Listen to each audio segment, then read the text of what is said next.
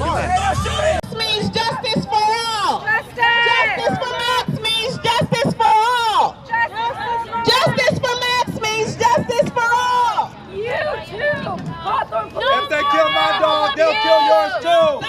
Stop profiling us. Stop killing You too. Hi, we're with Animal News. I'm Elle Wittelsbach, and we're here with Leon. He wants to talk about Max. So we want to kind of get across about what the situation is and what happened before this terrible tragedy went down. So Leon, what was happening actually before with the lawsuit that happened before this tragedy with Max? Well, first and foremost, my attorney and I, Attorney Golden and Attorney Hama Malayam, we put in a lawsuit against the Hawthorne Police Department for civil rights violations, assault and battery.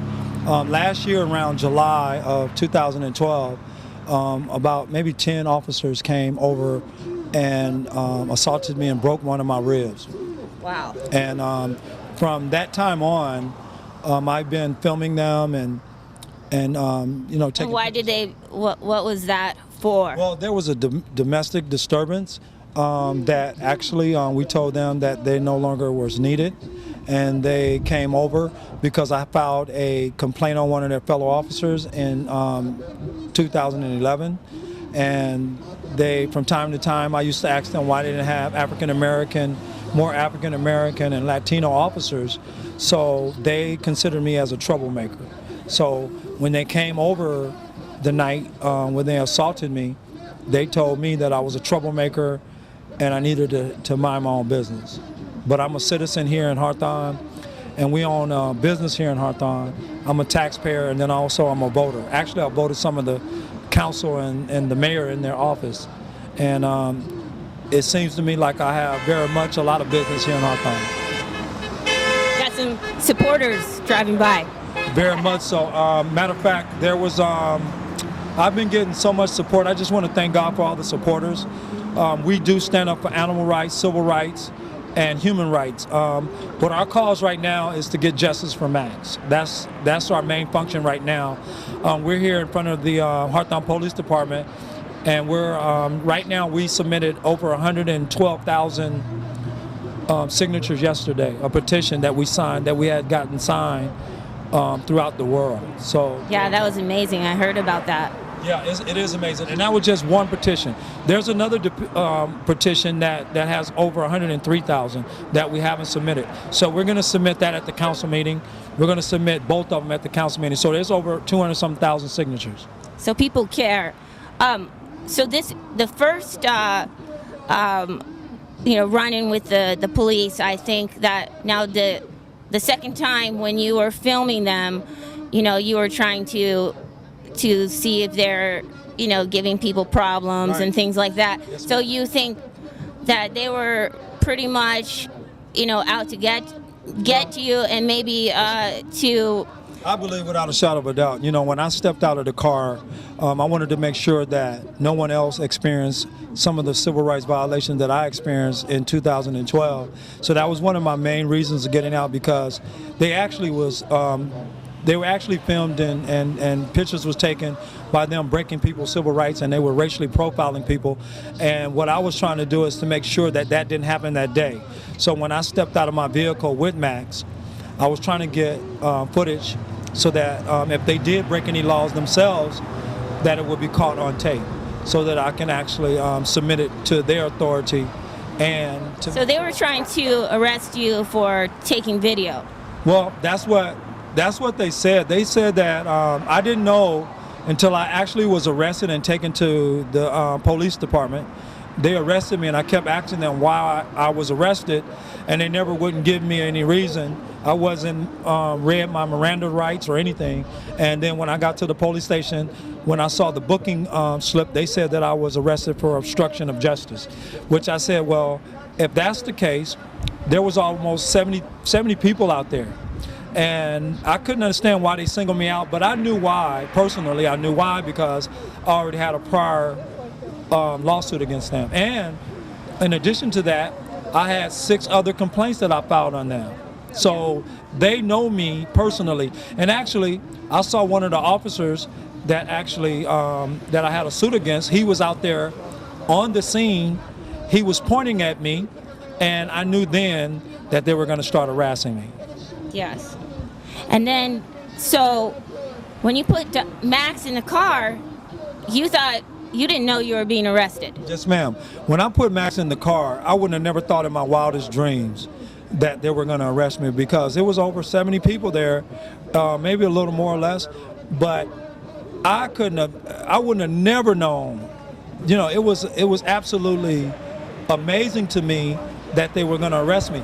That's why when I put Max in the car, I thought maybe they were going to chew me out or tell me to get away from there or whatever. But when they called me over, because see, I actually put Max in the car and I was on my way to leave, and then they called me back.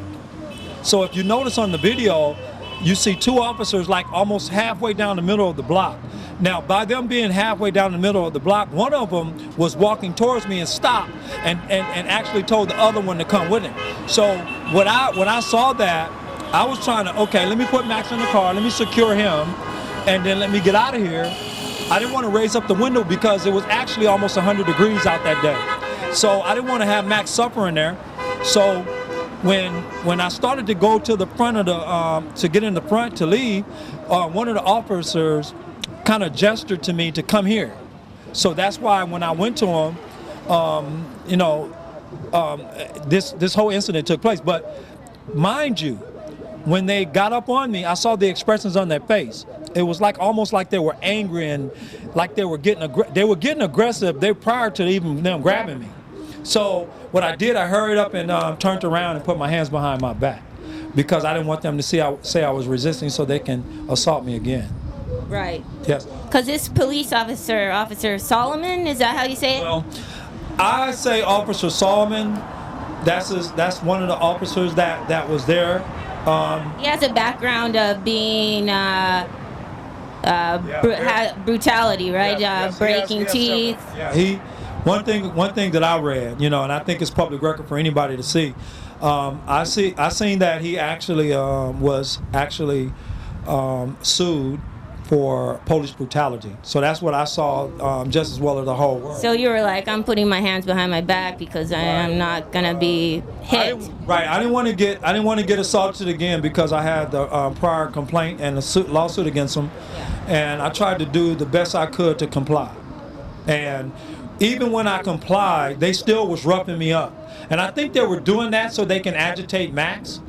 So Max actually wasn't completely loose. If you look at the tape, Max kind of jarred himself loose, because what I did, I kind of tethered him a little bit to the seat belt or the buckle in the back, so he couldn't get loose. So he was kind of like trying to jar himself loose as he was barking. So when he jumped out the vehicle, I kind of knew that he was out, because he was like right near me. And I tried everything I could. I begged him. I said, Max, and he yielded, and he stopped. And once the third officer came out of nowhere, because the other two officers, they actually had everything already under control, because I was handcuffed. Yeah. So why would he show up and insert himself into the whole incident if he didn't have it already in for him? There was too many. Right, it was too many. But then not only that, I saw him talking to the officer that I had to complain against. So obviously they had already premeditated what they were going to do. And that's something that everybody, I want people to have an objectional attitude towards this. I don't want them to go in and prejudge it. I want them to look at the video, and I want them to judge the video based on their own thoughts. That's right. Because it speaks for itself. I think that absolutely that was deadly force. That was unnecessary. I've seen good cops that have vicious dogs coming at them, and they have tasered them, they have maced them. There is no way that they've shot the dog dead. That was, tragic. That was not necessary. That was brutal, and I'm very sorry. I'm so sorry to your family and everybody, and to you and to Max. I don't want this to ever happen again. So what can we do to stop this? Well, first and foremost, my attorney and I, Attorney Golden and Attorney Hama Malayam, The first thing that we want